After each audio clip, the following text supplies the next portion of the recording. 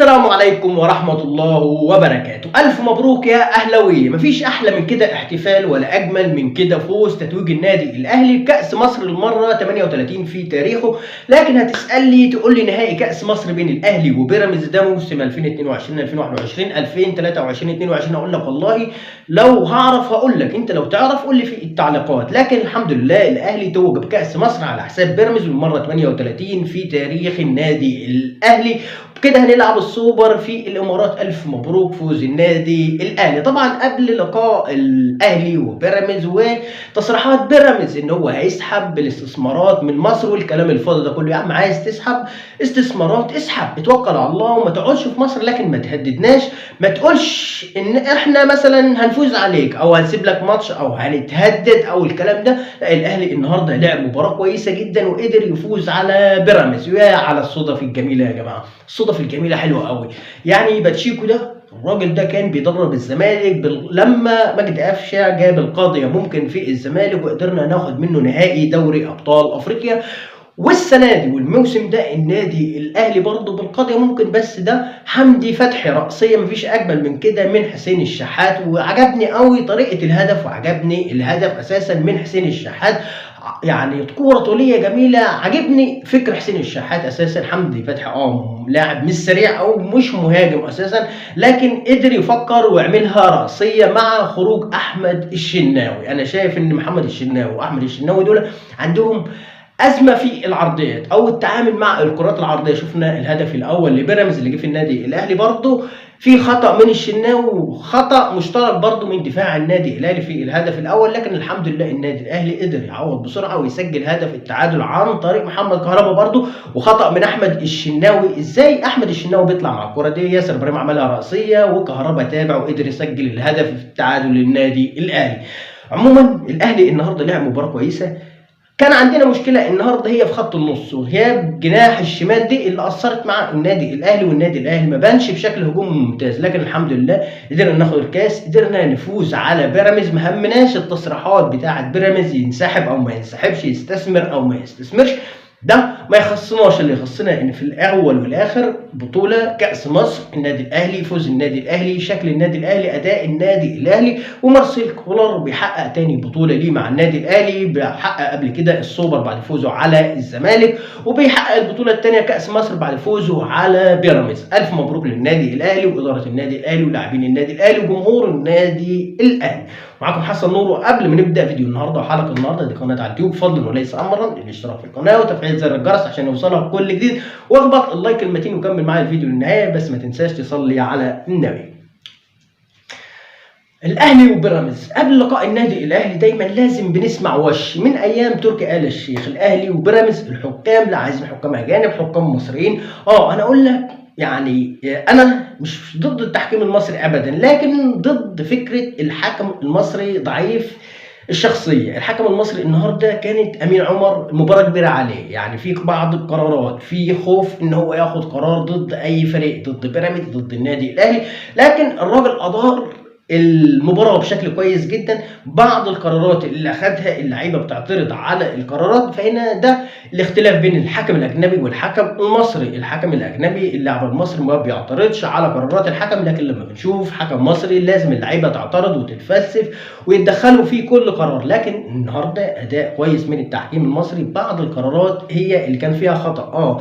انا قلنا النادي الاهلي النهارده لعب مباراه كويسه، لكن باتشيكو فكر وقال لك انا عايز اخنق النادي الاهلي اكبر وقت ممكن في المباراه. لكن النادي الاهلي شفناه مع الشوط الاول، يعني نجح باتشيكو وبيراميدز في خروج الشوط الاول ان هو تعادل سلبي مع النادي الاهلي. شكل النادي الاهلي ما كانش فايق هجوميا. مروان عطيه عمل النهارده دور دفاعي ممتاز جدا، لكن اللي اثر معاه طبعا تواجد عمرو السوليه في تشكيله النادي الاهلي وفي خط الوسط. عمرو السوليه النهارده كان عنده بطء، النهارده ملل، بطء والخروج بالكره للامام والدور الهجومي والتغطيه الهجوميه. السوليه ضعيف جدا. السوليه بيأدي أسوأ مباراة ليه النهارده. يعني بنشوف النهارده كمان في الدور الدفاعي اللي بيقوم بيه كله النهارده مروان عطيه، لعب دور دفاعي ممتاز في المباراه. لكن انا شايف السوليه بده شهر او 2 يرتاح عشان يرجع لمستواه الحقيقي في المباريات اللي جايه.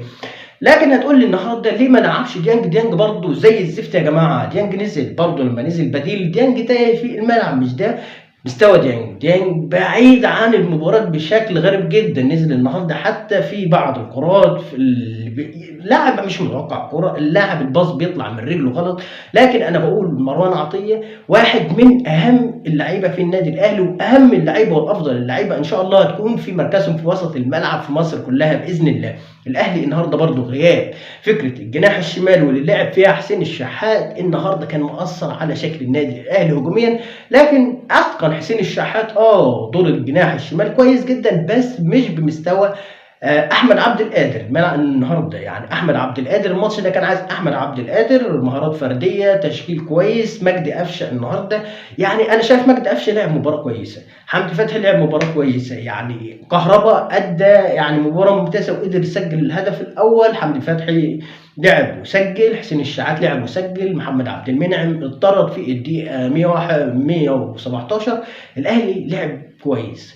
بيراميدز برضه فريق كويس وفيه لعيبه كويسه، لكن بيراميدز كل ما بيقابل النادي الاهلي يا سيدي انت مستواك متدني الموسم ده، فانت ما تطلعش قرارات بقى تقول انا هنسحب انا مش عارف ايه. يا سيدي العب، انت فريق وصلت 2 نهائي كاس مصر قبل كده، خسرتهم، واحد قدام الاهلي اهو، واحد قدام الزمالك. وصلت 2 نهائي كونفدراليه وخسرتهم. الدوري الاهلي متصدره السنه دي بفرق 14 15 نقطه او 12 نقطه عن الزمالك، وانت في وادي تاني وبعيد عن الصداره. فادائك او مستواك المتدني او فشلك في كره القدم ما تشيلوش للنادي الاهلي. النادي الاهلي بيلعب على بطوله، التهديدات والتصريحات دي مش هتهم النادي الاهلي. هناخد الكاس وهنلعب وهنأدي ونقدر، وقدرنا وفزنا وحققنا البطوله 38 في تاريخ النادي الاهلي، والنادي الاهلي هيلعب في كاس السوبر. بدأ الشوط الثاني الحمد لله والاهلي بدأ يلعب ممتاز جدا، وهنا في بعض الحاجات اللي لازم نتكلم عليها يعني بأمانة. مروان عطية لاعب ممتاز، لكن كان من بداية الشوط الثاني السولية يخرج. السولية يخرج، أنا شايف لازم نجرب برضو أحمد القندوزي. يا جماعة أنا جايب القندوزي، صفقة القندوزي لاعب ممتاز في مركز 10، مش أدفع بقفش على طول، مش هلاعب قفش على طول، لا أجرب القندوزي أخليه ينسجم مع لعيبه النادي الاهلي، يكون في تجانس مع لعيبه النادي الاهلي، يخش في الاداء وفي الفورمه ويكون جاهز. احمد القندوزي ما يقعدش على دكه الاحتياطي مثلا شهر 2 واجي احتاجه في مركزه اقوم دافع بيه مره واحده. هنا اللاعب هيكون اداؤه وحش جدا، هيكون ما فيش تفاهم بين اللعيبه. فانا شايف لازم القندوزي يكون في تشكيله النادي الاهلي حتى لو نص ساعه في المباراه. عموما الاهلي لعبوا 100% ويا جماعه بيدخل فينا جون اي كلام. انا شايف ان محمد الشناوي ده عنده ازمه مع العرضيات. انا اقول الهدف اللي سجله بيراميدز، مش هقول خطا محمد الشناوي، لا ده خطا مشترك بينه وبين دفاع النادي الاهلي. لكن الحمد لله كهربا قدر يسجل الهدف الاول للنادي الاهلي وهدف التعادل. فيا جماعه لازم اداره النادي الاهلي تخلي كهربا يبقى راجل حر بقى، يدفعوا له الغرامه. الراجل سجل النهارده هدف غالي جدا، هدف غنانا عن التحفيل والدوشه اللي كنا هنسمعها. فيا ريت اداره النادي الاهلي في اسرع وقت تدفع غرامه كهربا، مهما هيكلفها تدفع غرامه كهربا. الراجل في كل مباراه بيسجل، الراجل بيثبت وجوده، الراجل جمهور النادي الاهلي حابب كهربا، فلا غنى عن دفع غرامه كهربا. ادفعوا الغرامه بقى يا جماعه، ادفعوا الغرامه. خلص المباراه وبدينا في الشوط الإضافي الأول. الحمد لله النادي الأهلي بيسجل الهدف الثاني وهدف الفوز الغالي في نهاية الشوط الإضافي الأول. يعني كرة جميلة وطولية كده من حسين الشحات ويسجلها حمدي فتحي بص برأسية ممتازة. لكن هنا أقول كمان أحمد الشناوي طلع يعمل إيه في الكرة دي يا جماعة؟ بس هو الحمد لله ده القدر، قدر ان حمدي فتحي يسجل الهدف الثاني ويكون في هدف الفوز للنادي الاهلي. هنا المباراه ولعت من تسجيل الهدف الاول لبيراميدز، شفنا شكل تاني. لكن قبل الاهداف يعني الاهلي وبيراميدز عايزين فرقه تكسبهم هما الاثنين، مفيش اداء، ما تحسش ان ده مباراه قمه، مباراه نهائي كاس بين فريقين كبار زي الاهلي وزي بيراميدز.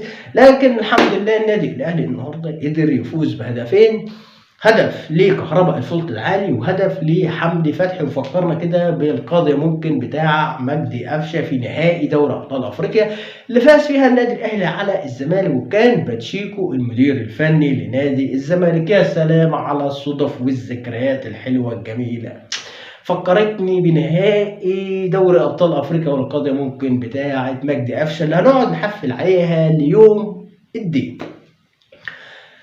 ألف مبروك فوز النادي الأهلي. لكن نيجي أنا هقول لك كلمة واحدة، أنا يا سيدي مش معترض على الاستثمارات في مصر، أنا معترض على إنك تبقى مستثمر وتذلني، أو مستثمر وتهددني، أو مستثمر وتخش مثلا في حاجات أنت مالكش فيها.